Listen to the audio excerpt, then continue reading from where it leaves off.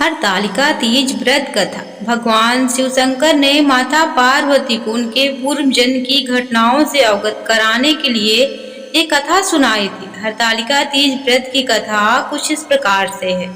भगवान शिव शंभु पार्वती जी से कहते हैं, हे देवी, बहुत समय पूर्व तुमने मुझे अपने पति के रूप में पाने के लिए हिमालय पर कठोर तप किया था।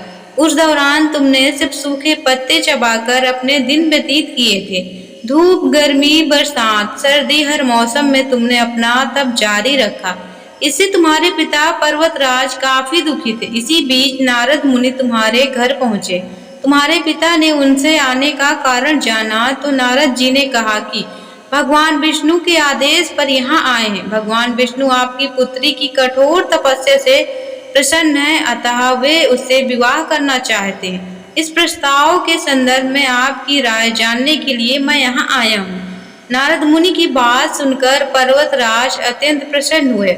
उन्होंने नारद जी से कहा कि वह इस प्रस्ताव को स्वीकार करते हैं और अपनी पुत्री का विवाह भगवान विष्णु से करने के लिए तैयार हैं।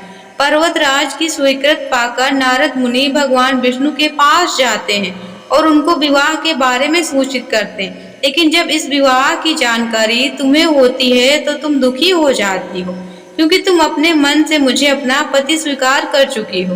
भगवान शिव माता पार्वती से आगे कहते हैं कि तुम अपने मन की पीड़ा सहेली से कहती हो।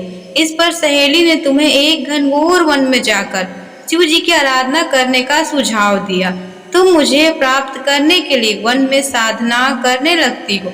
जब इसके बारे में तुम्हारे पिता को ज्ञात हुआ तो वे दुखी हुए। वह सोचने लगे कि विष्णु जी बारात लेकर द्वार पर आएंगे और पुत्री घर पर नहीं होगी तो क्या होगा। उन्होंने तुम्हें खोजने के लिए पृथ्वी और पाताल के हर कोने में अपने दूत भेजे, लेकिन तुम्हारा कुछ पता नहीं चला। तुम एक वन में गुफा के अंदर मेरी साधना में लीन थी। श्रवण शुक्ल तृतीया को तुमने रेत से एक शिवलिंग का निर्माण कर मेरी आराधना की, जिससे प्रसन्न होकर मैंने तुम्हारी मनोकामना पूर्ण की। इसी बीच तुम्हारे पिता उस गुफा तक पहुंच जाते हैं।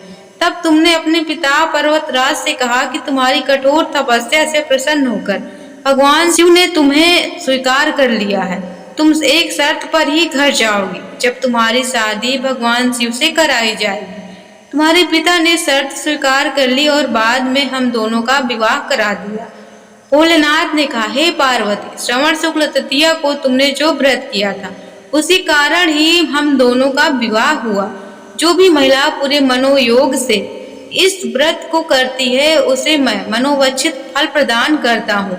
इस व्रत के फलस्वरूप उसे महिला को अखंड सुहाग का आशीर्वाद प्राप्त होता है। दोस्तों, अगर आपको हमारी ये कहानी अच्छी लगी हो तो प्लीज हमारे चैनल को like, share, comment, subscribe. Thanks for watching my video.